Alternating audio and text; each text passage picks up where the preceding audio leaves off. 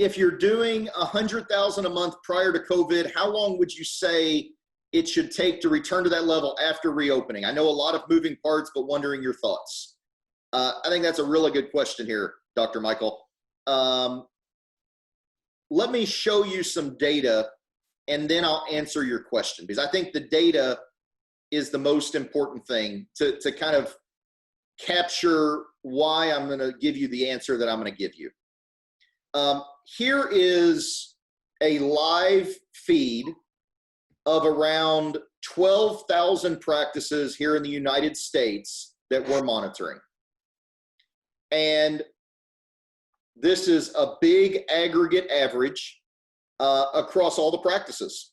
And what we're seeing on average is that this week of 6/7, the average is at about 89% of what we were pre-COVID, national average. And if you want to break this down by procedure code over here, implants, endodontics, OMFSs, preventative, prosthos, diagnostics, orthodont, right? We can look over here and see where the individual procedure codes were on a national level before this thing happened.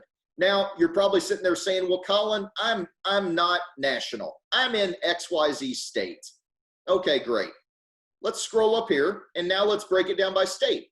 So our practices that we're monitoring in North Dakota are up 28% over pre-COVID. If you're in North Dakota, you're going gangbusters right now, right? Wisconsin, Kansas, Wyoming, Utah, South Dakota, Tennessee, Florida, Hawaii, Arizona, they are up already producing, remember, not collecting. It's a different, now we're flipping it. Before we talked about collections, now we're talking about production. You got to be very careful talking about production. Production can get into a lot of, there's a lot of potholes. There's some ego that can come out in production. We got to be very careful. By and large, we've got a bunch of states that are already doing better than they did. Let's go to the next one. Okay, here's page 2. Indiana, 1% off from the pre-COVID numbers. Now, let's say you're in Indiana. So if I click here on Indiana, I can now come here and actually look at what areas of Indiana are leading the charge, right? Indiana as a whole is 1% off of pre-COVID. But if you're an implant doctor, you're up 43%. Mm-hmm. Implant procedures are up 43% over pre-COVID. We saw this during the 2008 Great Recession. Implant doctors continued strong through the recession, and they came out of the recession even stronger. Orthodontics, these are specific services that people are looking for. These things are up. Preventive is up. Prosto is up. What's down, right? Why are we down? Well, nobody's doing any endo. Nobody wants a root canal right now, right? Probably the case. Nobody ever really wants a root canal. That's what I was about to tell you, Colin. Nobody ever wants a root canal. Yeah.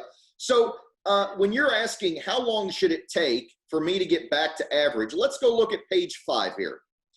Here's the laggard states: Massachusetts, New York, Jersey, Maine, Vermont, Connecticut, Pennsylvania, Rhode Island, and Delaware. Right? The bottom 9 states all come from one little bitty area right up here. Okay?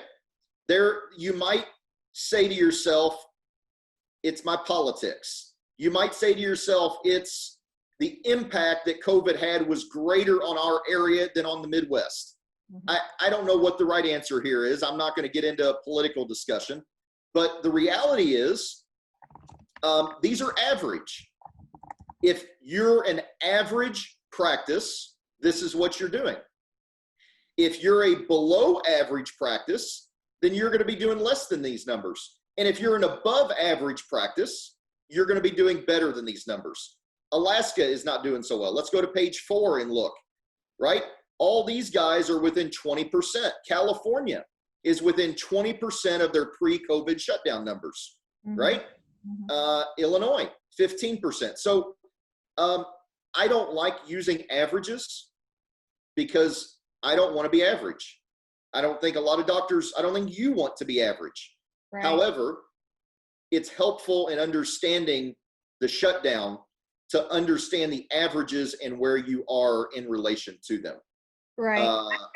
I think the percent, just to jump in, the percentages also mimic what you are seeing on social media and what I'm hearing on calls, because that preventive category, Colin, when you opened those was high. I mean, it was in the thousands, right? Yep, but, up 1,000%. But what? But for what? For some exams, cleanings, x-rays, right? Low value, low producing. Yep. You have to look at it that way.